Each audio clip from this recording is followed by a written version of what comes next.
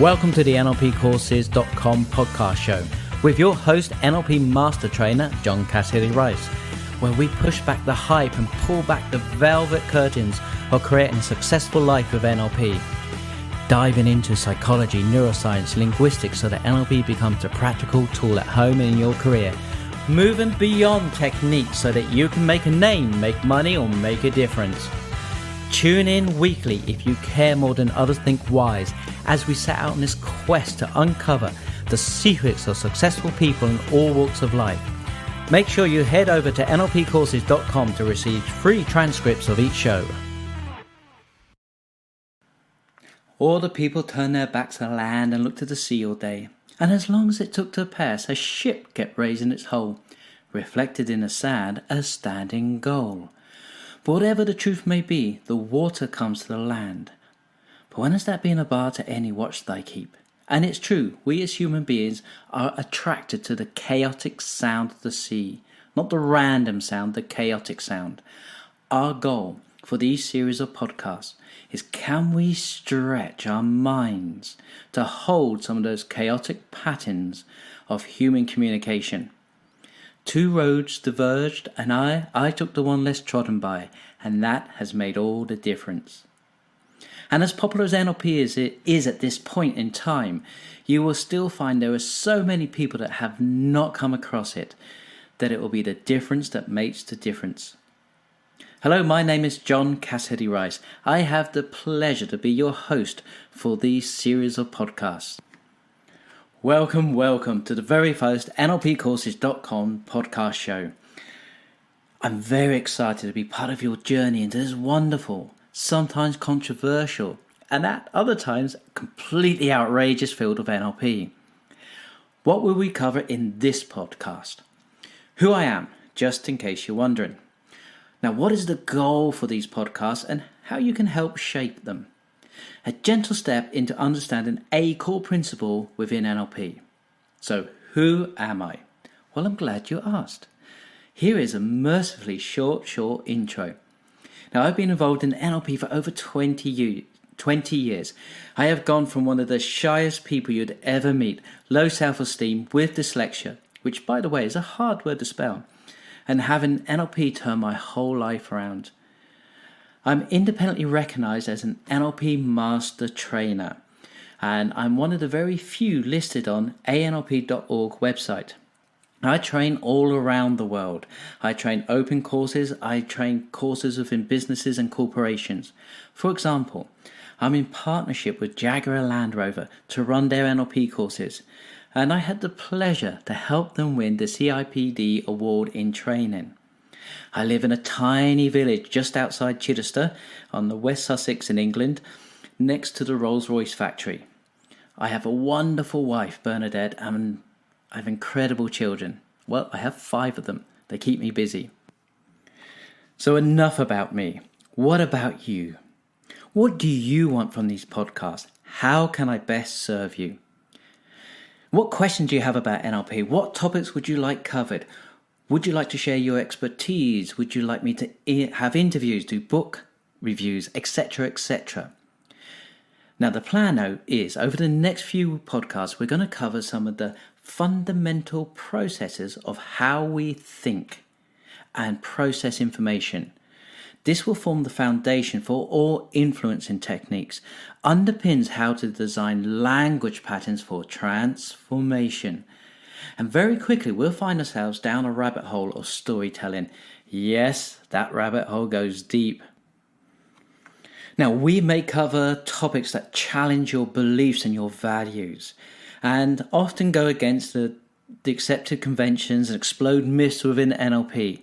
And I think it's good to challenge some of the underlying principles so that we keep it fresh and dynamic.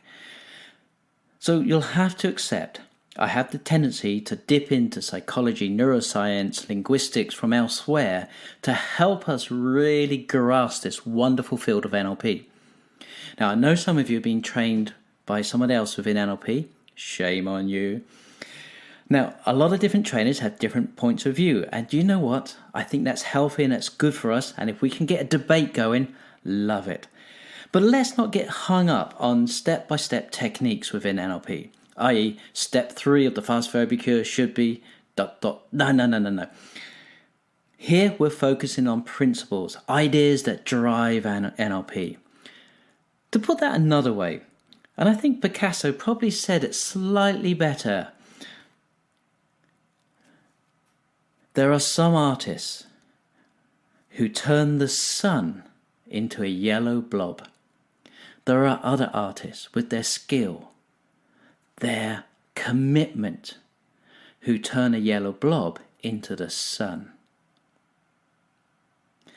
Let's you and I study the art and science of NLP. So head over to nlpcourses.com, find the podcast page and get involved in the conversation. Let's shape the future of these podcasts. Let's jump in with both feet and start to explore the prime directives of your unconscious mind. Now, the first time I come across the prime directives of your unconscious mind was based on the work of Dr. Wyatt Woodsmore, one of the very early students within NLP. We're going to pull out a few of these which will help us have a foundation for exploring what we'll be covering in the upcoming podcast. The first one is, and it's a very common one, I think you've probably covered this elsewhere, would be the unconscious mind does not process negatives. Now, this is not negative thoughts. We can all have negative thoughts.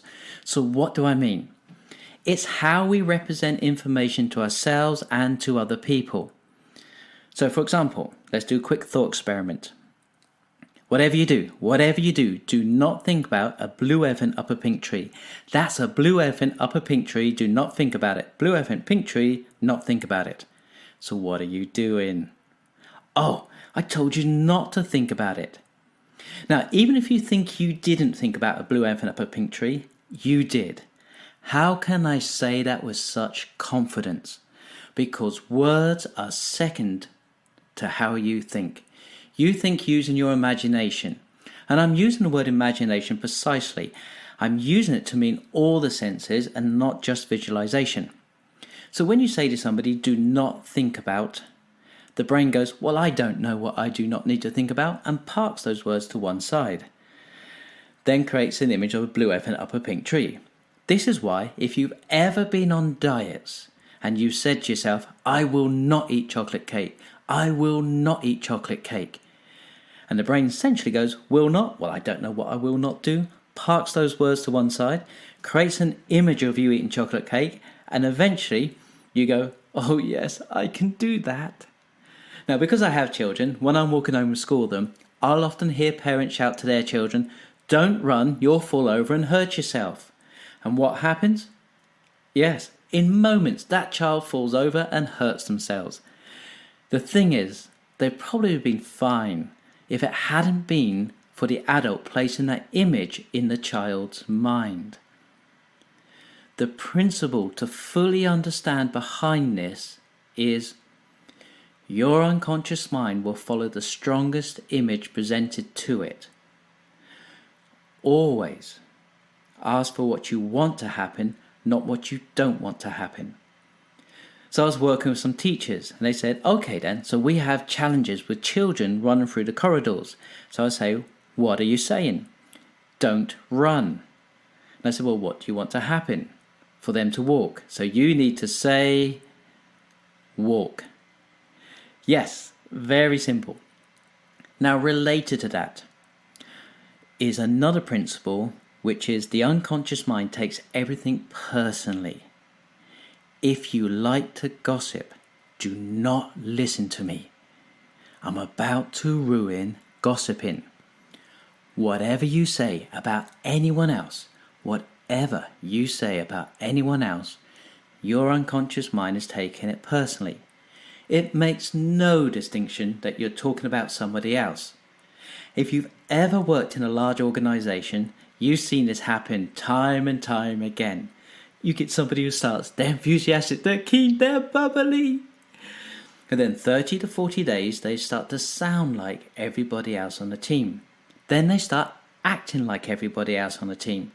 And if there's somebody who's constantly late, and they keep saying, oh, if you notice so-and-so's late today, 10 minutes yesterday, 5 minutes the day before, How come they get away with being late all the time? Now, doesn't matter if you say it once or twice about somebody. That's not what we're talking about here.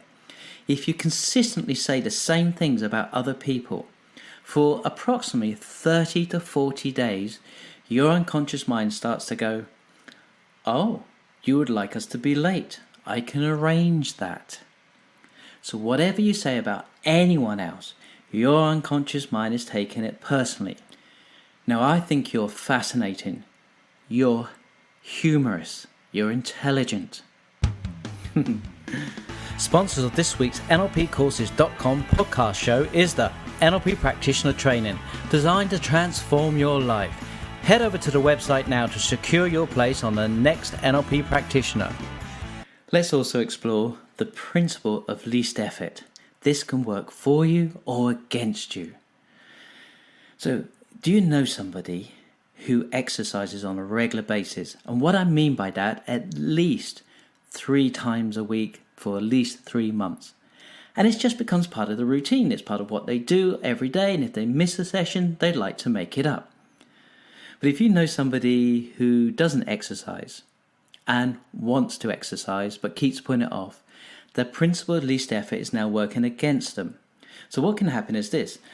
They think about exercising. They think, I got to get the bag out of the cupboard. I got to open the bag. I've got to find my trainers and my top, and I haven't got a water bottle. So I must go and buy a water bottle. I can't just use the one that I've got laying around. I can't do that till next week. And all these excuses come up. If you've ever done an Open University course, you probably had this experience when they said to you for that first year, you're going to have to study between 16 to 20 hours a week. You went, hang on. I was doing an Open University course because I work full-time and this was meant to be part-time. Where am I going to find 20 hours? How am I going to watch EastEnders or the local soaps that I like to watch? And then if you stick with it, something happens in year 2 and just under halfway, it clicks. And you're studying and you're putting even more hours in than 20 hours a week. And at the end of 3 years, you say to yourself, being a little bit smug, and you're allowed to be a bit smug if you've been working full time and doing an Open University course at the same time. You know what? I can't understand people watching TV during the evenings and wasting their lives. I'm going to carry on studying. And then your big mistake is, in the next breath, you say, yeah, I have been studying for 3 years. I'm going to take a month off. And a month, 30 to 40 days, is enough just to turn that corner. And the principle of least effort starts to work against you. Because you start thinking to yourself, where do I start? I don't know what to do. So you just put it off. Now, it's not that the unconscious mind is lazy, because it's not. Because it's responding to your habits and behaviours. The unconscious mind learns from your behaviours and wants to make your life easier for you. Which leads us into habits. Now, for example, let's say you've had a busy week at work and you're feeling tired on a Friday, and you don't want to cook, and you're driving home and you think to yourself, I'm going to get a takeaway. It's a nice little treat. You don't have to cook. You get some sugars and fats and all those lovely stuff that comes with takeaways. And then the next week you think to yourself, oh, that was a real treat last week. I'm going to grab another takeaway on a Friday night. And then you might miss a week, but then on the 3rd, 4th week, you go, oh, I'm going to get another takeaway. And what's happened is your unconscious mind over that time went, okay, first time, just one-off behaviour, no big deal. Second time went, oh, you've done this twice in a short period of time, keep an eye on that. Third time starts to create a pattern from it, and your unconscious mind goes, Friday night's takeaway night. And before you know it, it's in your language patterns. You're saying Friday night's takeaway night. And it's just part of your routine. A couple of months go past and you're having another busy time at work. And on Wednesday you think, I don't want to cook. Now, Friday night's takeaway night, that is no longer a treat. So you think, you know what, I'm going to grab a pizza on the way home. And you grab a pizza on the way home. No big deal, you've done it once, but your unconscious mind just gone, I've seen this pattern before. You might even leave it a week, but then you do it within that 30 or 40 day pattern, And the unconscious mind goes, I've seen this pattern. And before you know it, Wednesday nights, pizza night. Friday nights, takeaway night. Which leaves Thursday free. I think you get the idea.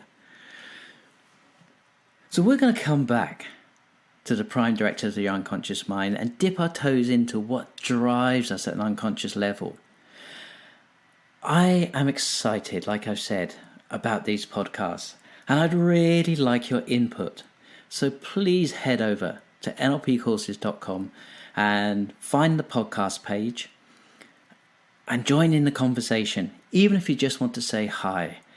And I'd love to know what you would like from these shows. What did we cover so far in this podcast? Well, I've introduced myself, and I'm waiting, like I said, for you to introduce yourself over at nlpcourses.com on the podcast page.